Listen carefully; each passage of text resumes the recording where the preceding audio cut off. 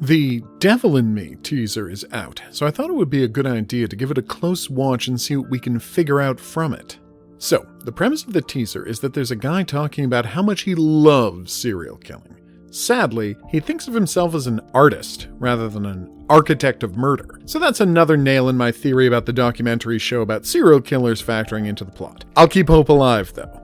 Now, let's break it down shot by shot. Here, we have the frame that we keep coming back to. As you can see, the scene is arranged as if this is a police interrogation room, with a killer smoking a cigarette and discussing his crimes. There's coffee, a stack of case files, the detective, as I'll call him for now, standing in the corner of the room, listening. Note that the walls are all painted cinder block, giving the whole place an institutional feel. That's a theme that's going to continue in other locations. Also, it seems to be 10:10 based on the clock. I can't tell what this object on the desk is, a Rolodeck, a calendar, or maybe another clock of some kind. Next, we've got blood splattering on a tiled wall as a person looks on. Note that again, even though it's old and grimy, this is a tile wall, which suggests an institutional setting like a hospital or asylum, which use tile walls because they're much easier to clean up than painted or papered walls. Here's a guy, maybe the detective, dressed up as a guy who slaughters animals, complete with apron and rubber sleeve gloves, holding what looks like an enormous syringe. I've got to wonder, is this syringe some kind of an embalming tool? Given how much this killer likes manipulating corpses, that's possible. This is a heart that some kind of technology is being used to keep beating. It's got metal on either side with cloth covering it. Is this a mannequin with a real human heart? Given some of the other imagery we'll see, that's not impossible. This is a slaughtered pig in a room with a new kind of tile wall. Two hanging human bodies wrapped in plastic. This reminds me a little of the screaming man with the wrapped up face in the opening credits of House of Ashes. This is the mechanical arm of the mannequin holding the lighter from the hotel premonition in House of Ashes. Note that the plastic arm has real flesh wrapped around it to make it look alive. But for the rest of the mannequin, there's just burned plastic. The fact that it's badly burned suggests that the whole using the mannequin to set off a gas explosion has happened more than once. This is a guy with an apron, probably the same guy as earlier, holding a very triangular knife covered in blood while wearing latex gloves. Now we have a scared woman. I don't recognize the model, but then again, I'm not great with faces. She's got an extremely blue shirt on, which I find a little notable. Here's a man watching a woman suffocate in an airtight chamber. I'm guessing that all of the air is being vacuumed out rather than it being filled with poison, because the dial on the gauge is nearly at 0 as she's grasping at her throat. Note that like the previous woman, she's dressed in a very bold single-color top. Don't know if that's meaningful. Will every character have a color theme? Watching this scene is a guy in a vest with glasses. Can this be the same person that I'm calling the detective? The vest seems to be the same color, but the glasses aren't confirmed. And puzzlingly, we see another guy in a vest with glasses getting killed in the hotel premonition.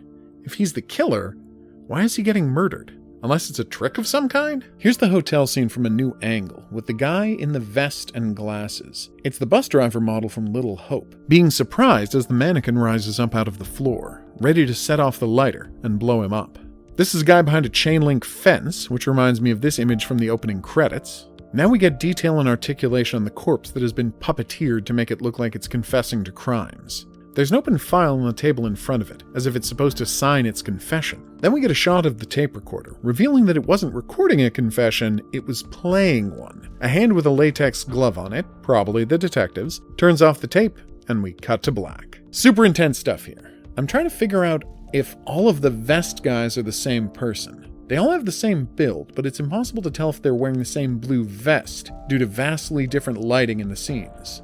The guy in the glasses here certainly doesn't seem to be trying to help the woman in the vacuum box, but we only see a split second, so who knows how to read that. The caller in glasses look a lot like the guy in the next scene, but we know he's a victim too, so is this a betrayal? Is there trickery afoot? Why is everyone dressed like it's the 1960s? We can surmise that this is set in the present day based on the woman's wireless headphones. So maybe 60s fashion is back in style? That's everything notable I could spot. Now let's talk about what might be going on in the story. The teaser seems to set up the story of a serial killer who, either while committing his murders or afterwards while in jail, records a series of audio tapes talking about his crimes and philosophy. Someone with access to those tapes, perhaps a law enforcement officer or journalist, or maybe just a random psycho, has become obsessed with the killer's crimes, going so far as to dig up the guy's body and fill the desiccated flesh with animatronics to turn his inspiration into some kind of a puppet. So, who's the deceased killer in question? It's likely not H.H. Holmes, as he's been dead for over 100 years, so he couldn't have made high-quality audio recordings of himself, and his body wouldn't be in such good shape. Good here being used as a comparative judgment. It's more likely that the speaking killer is Manny Sherman, the guy mentioned in this newspaper article in House of Ashes. Here's the evidence in favor of that conclusion. He was convicted of 13 murders committed over 20 years. But the police suspect he committed way more than that. They couldn't prove it, and he didn't confess. This could tie into the tapes. Over the course of the game, players could find audio tapes by Sherman, revealing that his crimes were far more extensive and horrific than anyone suspected. Or perhaps he actually did talk to the cops, but a police officer didn't reveal what he said because they were so affected by his worldview that they decided to become a disciple as well. He apparently became famous in prison and, rather oddly, there was a campaign to get his sentence commuted from death to life in prison. This suggests he had kind of a cult of personality going, which makes the idea of his having a copycat seem completely logical. He was captured in 1999, so if the story is about people going to the building he used to trap and kill victims, and a copycat is using all of his old tools to start killing again, that would explain why the television featured in the hotel premonition was clearly a 1990s model. It's the actual equipment from the murder hotel he was running. The final paragraph states that authorities haven't revealed what's going to happen to Sherman's body.